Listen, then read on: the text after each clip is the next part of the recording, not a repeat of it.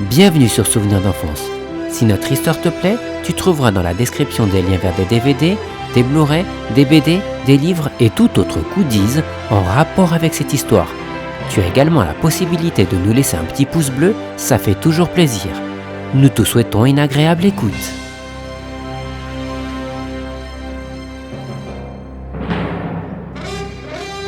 Robin des Bois.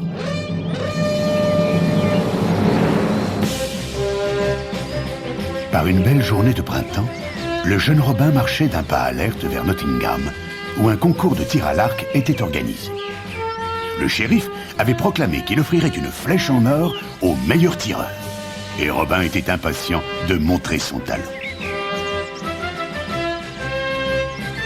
Vêtu de vert des pieds à la tête, son arc à l'épaule et son bâton à la main, il sifflotait gaiement dans la forêt de Sherwood, lorsqu'un rire désagréable l'arrêta net.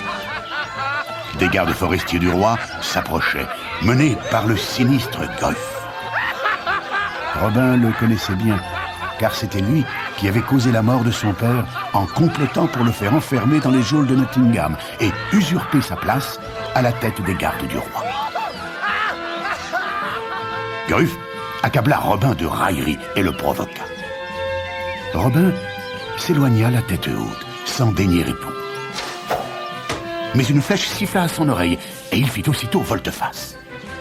Gruff préparait sa seconde flèche. Robin explosa. « Meurtrier!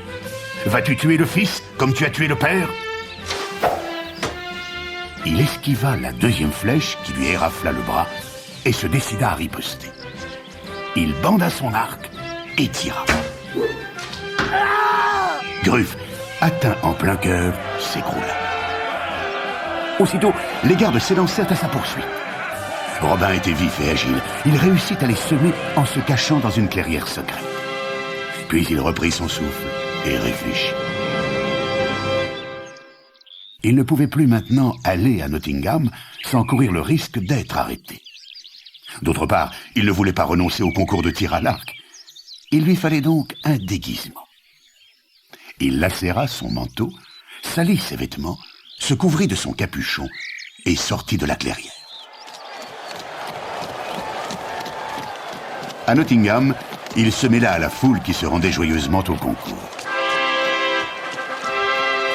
Les trompettes annoncèrent l'arrivée du shérif et de sa cour. Le signal du tir fut donné et les concurrents se mirent en ligne. Lorsque le vagabond se joignit à eux, les spectateurs éclatèrent de rire. Il leur adressa son plus beau sourire et attendit patiemment son tour. Là, chaque flèche qu'il tira frappa le centre de la cible. La foule devint enthousiaste et l'acclama. Bientôt, il ne resta plus que 4 concurrents. 2 étaient des gardes forestiers, le 3e était un étranger, petit et gros, et le vagabond était le 4e. Les gardes forestiers touchèrent la cible, mais leur flèche se planta loin du centre. Celle du petit étranger se ficha, elle, à 2 doigts du centre. Alors, la foule encouragea le vagabond à grands cris. Calmement, Robin visa et tira. Sa flèche fendit l'air et se planta en plein centre de la cible. Le petit étranger siffla d'admiration. « C'était un tir rare, jeune homme !» Parole de Will Stuteley. La foule hurla sa joie et porta le vagabond en triomphe jusqu'au shérif, qui épingla la flèche d'or sur le revers de son manteau. « Je vous proclame le meilleur archer et le coquin le plus sale de Nottingham !» Tout le monde éclata de rire, et Robin en profita pour s'éclipser. Sur la place du marché, une trompette rassembla les badauds et un officier lut la proclamation du shérif. Un certain Robin, ayant assassiné le maître forestier du roi, est, par la présente, déclaré hors la loi. Une récompense de 100 livres sera donnée pour la capture du dit Robin, mort ou vif. Robin quitta aussitôt la ville et fila vers la forêt de Sherwood. En chemin, il dépassa une silhouette courtaude qu'il reconnut aussitôt. C'était Will Stuteley, son rival malheureux de l'après-midi. Salut, l'ami en haillons. Où vas-tu? Je n'ai de maison que la forêt et de lit que la mousse sous les arbres. Et comment t'appelles-tu? Robin. Il pensa à la récompense promise pour sa capture et n'en dit pas plus. Will Stuteley lui jeta un coup d'œil. C'est un beau nom, hein? Je t'appellerai Robin des Bois. Ah, tu as raison, l'ami. Désormais, Robin des Bois sera mon nom. Will Stuteley raconta qu'il était recherché pour avoir tué des cerfs appartenant au roi. Je me délecte de fenaison, comme toi de garde forestier. Robin sourit au clin d'œil que lui fit Will. Puisqu'il était reconnu et que son interlocuteur semblait digne de confiance, il lui raconta son histoire. Will l'assura de sa sympathie. « Ah, tu as bien fait. Je ne suis qu'un homme simple, mais ta compagnie me plaît. Si tu veux de moi, je serai ton homme, et je resterai avec toi dans la forêt. » J'accepte de grand cœur. Et Robin l'entraîna vers la clairière secrète. Les jours, puis les semaines passèrent. Des jeunes gens avides de liberté entendirent parler des deux hors-la-loi et se joignirent à eux, si bien qu'au fil du temps, Robin devint le chef d'une 50aine d'hommes robustes et joyeux, épris de chasse, de jeux virils et de venaison. Ils étaient toujours prêts à se battre et à défendre le pauvre et l'opprimé. Ce jour-là, Robin marchait seul dans la forêt. Il voulut traverser une rivière qu'un tronc d'arbre enjambait, lorsqu'il vit sur l'autre rive un géant de plus de 2 mètres qui s'approchait. Il tenait en guise de bâton le tronc d'un jeune chêne. Robin se dépêcha pour traverser le premier, mais l'inconnu en fit autant, si bien qu'ils se retrouvèrent au milieu du tronc d'arbre. Le géant tonna. « Laisse-moi passer, mon garçon !»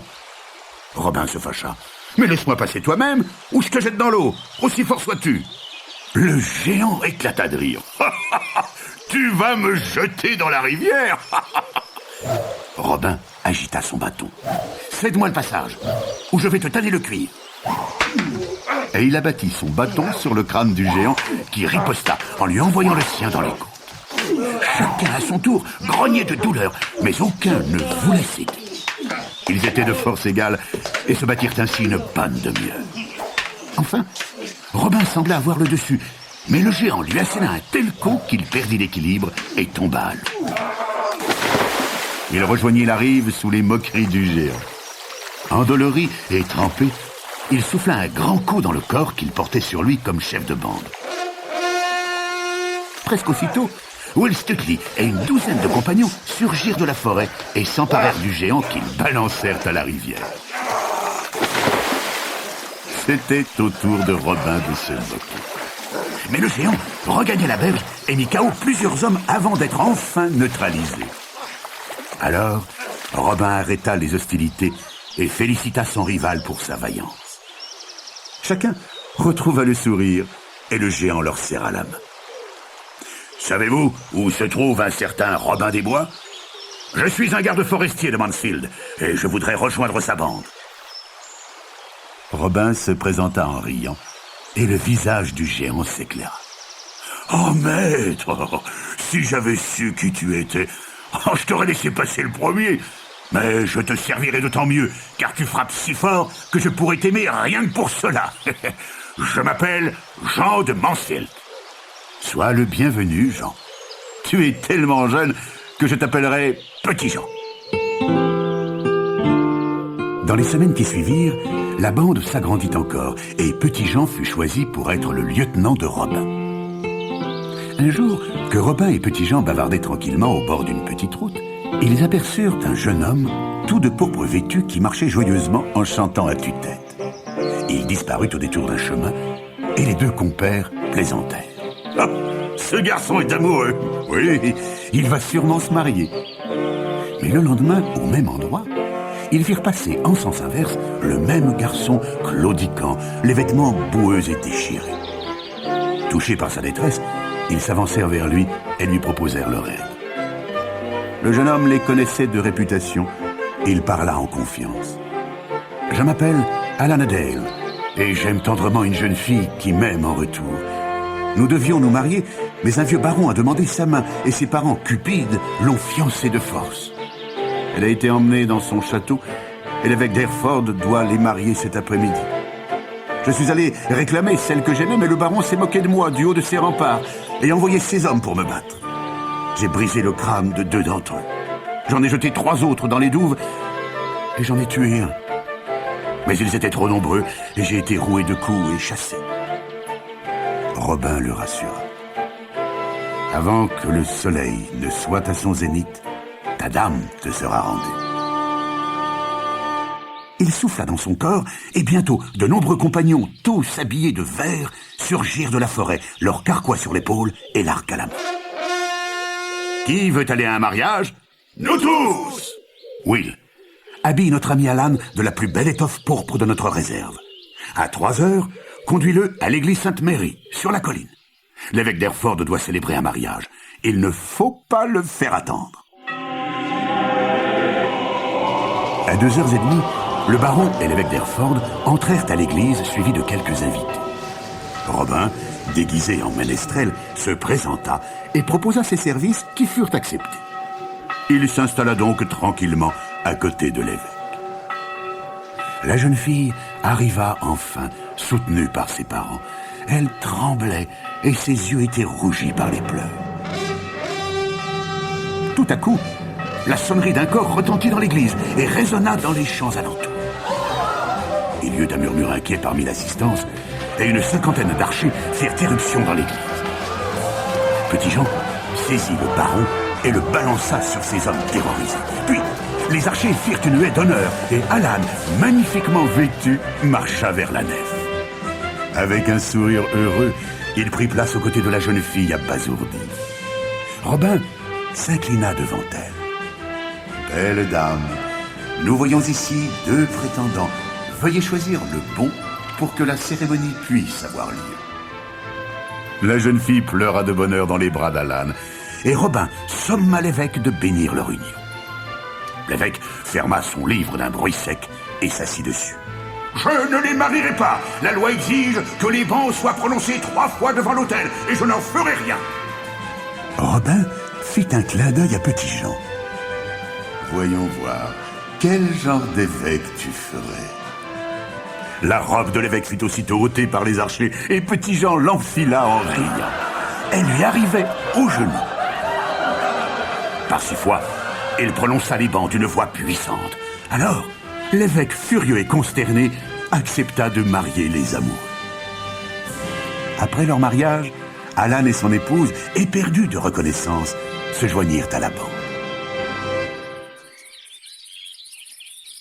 Quelques semaines plus tard, Robin et ses compagnons chassaient les cerfs du roi et rivalisaient d'adresse au tir à l'arc, quand Will déclara « Il n'y a pas d'archer plus puissant et d'homme plus vaillant à tous les exercices virils que le frère Tuck de l'abbaye de Fountains. » Robin eut envie de se confronter à lui, et il se mit en route aussitôt.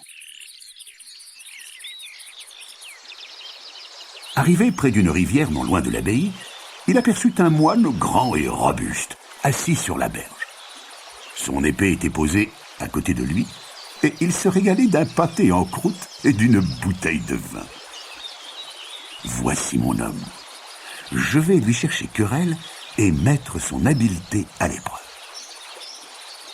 Il se glissa sans bruit et surgit soudain, sa flèche pointée sur le ventre du moine. « Bon moine, je n'ai pas envie de me mouiller les pieds. Je te prie donc de me porter sur l'autre rive. » Le moine le dévisagea tranquillement et abandonna son pâté. « Mon devoir est d'aider les faibles et les nécessiteux. Je vais te porter de l'autre côté. » Il prit Robin sur son dos et l'amena sur l'autre rive. Mais lorsque le hors-la-loi toucha la berge en riant, il sentit tout à coup la pointe d'une épée dans son dos. Le moine riait à son tour. « Oh, je suis désolé de t'embêter, mais mon dîner m'attend de l'autre côté.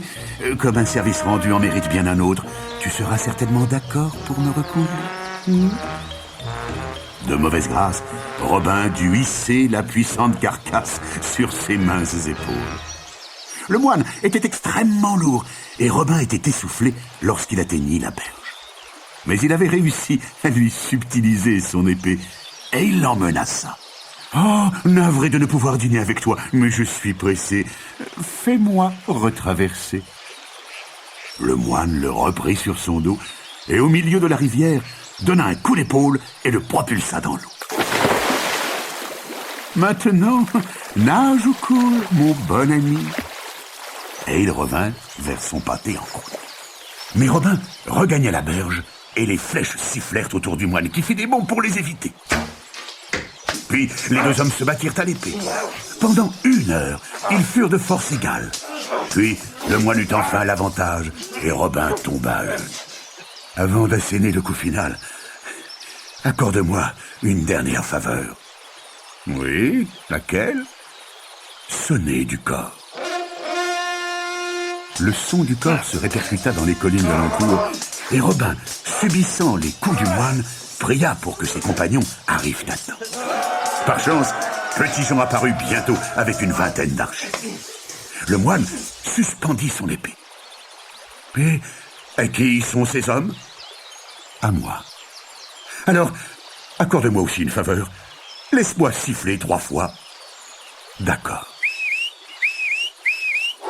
Aux 3 sifflements, répondirent des aboiements, puis une 20aine de grands chiens en regard féroce bondirent aux pieds de leur maître. Sur son ordre, ils sautèrent sur les archers qui coururent se réfugier dans les arbres. Petit Jean ordonna de tirer sur les chiens. Les archers tirèrent, mais les chiens étaient si bien dressés qu'ils sautèrent en l'air et attrapèrent à leur gueule les flèches qu'ils déposèrent aux pieds de leur maître. Interloqué, Petit Jean ordonna alors que 2 archers visent un seul chien. L'effet fut foudroyant. Les chiens s'élancèrent puis s'effondrèrent, une flèche dans le cœur et une autre entre les deux. Craignant de perdre une seule autre de ses bêtes bien-aimées, le moine se soumit. Il fut bien surpris d'apprendre que son heureux rival était Robin des Bois. « Oh, j'ai entendu parler de tes exploits. Si vous ne respectez pas les jours de jeûne, je me joindrai volontiers à toi et te servirai fidèlement. » Ainsi, Robin trouva-t-il son maître, et frère Tuck s'avéra un habile forestier et un excellent cuisinier. Un jour, Petit Jean croisa sur son chemin un cavalier qui paraissait bien malheureux. Il était vêtu comme un chevalier, mais ses habits étaient vieux et usés. Il allait la tête basse et son cheval était efflanqué. Petit Jean prit pitié et l'invita à dîner. Robin lui fit un accueil chaleureux, et après un repas somptueux, l'homme, qui se nommait Sir Richard de Lea, raconta. « Mon fils a tué un homme dans un combat loyal, mais il a été traîné en justice, et j'ai dû verser 400 livres pour lui éviter la pendaison. Pour cela, j'ai hypothéqué mes terres, mon troupeau, mon château, et tout ce qui avait de la valeur en faveur de l'abbé de l'abbaye Sainte-Marie. J'avais 12 mois pour rembourser, et demain est le dernier jour, hélas. Je n'ai pas pu réunir la somme et tous mes biens vont passer aux mains de l'abbé car il refuse de m'accorder le moindre délai. » Robin lui proposa de lui prêter l'argent. Il délestait si souvent le clergé et la noblesse de leur richesse que ses réserves étaient bien garnies. « Considère que tu ne fais que changer de créancier et je te donnerai tout le temps nécessaire pour rembourser. » Richard remercia avec émotion. On le vêtit d'un magnifique costume et on lui donna un beau cheval. « Je reviendrai et je rembourserai ma dette, je le jure, sur mon épée. » Ce soir-là, l'abbé était tellement impatient de posséder le château de Lea qu'il fêtait déjà l'événement avec ses amis. Les rires et les chansons remplissaient les lieux sacrés de l'abbaye lorsque de grands coups furent frappés à la porte. Richard de Lea se présenta et jeta l'argent sur la table. L'abbé fut contraint de restituer l'obligation et Sir Richard s'empressa d'aller rassurer son épouse qui se désespérait. Les mois passèrent et les hors-la-loi régnaient sur la forêt de Sherwood. Ils étaient bénis par le peuple et maudits par les grands. La tête de Robin valait de l'or, mais il était morose et mélancolique, et ses hommes s'inquiétaient. Il avait besoin d'être seul, et contre leur avis, il partit pour Nottingham. Will Stuteley le suivit discrètement. Arrivé à Nottingham, Robin entra dans une église et s'agenouilla près de l'autel. Un moine, que le hors-la-loi avait soulagé de sa bourse et qui lui en gardait rancune, le reconnut et fila le dénoncer au shérif. Tandis que Robin était absorbé dans sa méditation et la prière, un contingent d'hommes armés encercla l'église. Plongé dans ses pensées, Robin se releva pour sortir. Mais dès qu'il passa le porche, il se trouva cerné. Il tira son épée et se battit tant qu'il put, mais il fut blessé et capturé. Arrivé à la prison, il fut enchaîné et jeté dans un cachot obscur.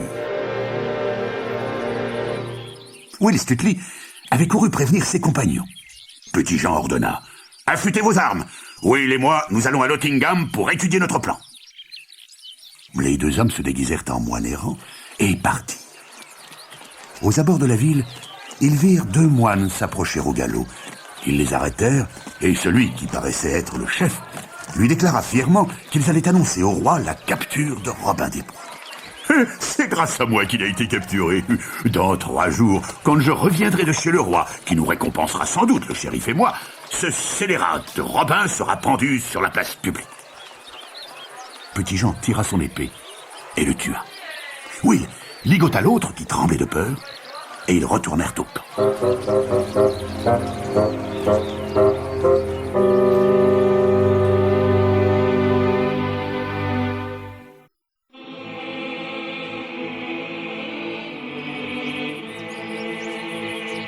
Pendant les 2 jours qui suivirent, ils confectionnèrent des uniformes royaux avec les tissus de leurs réserves.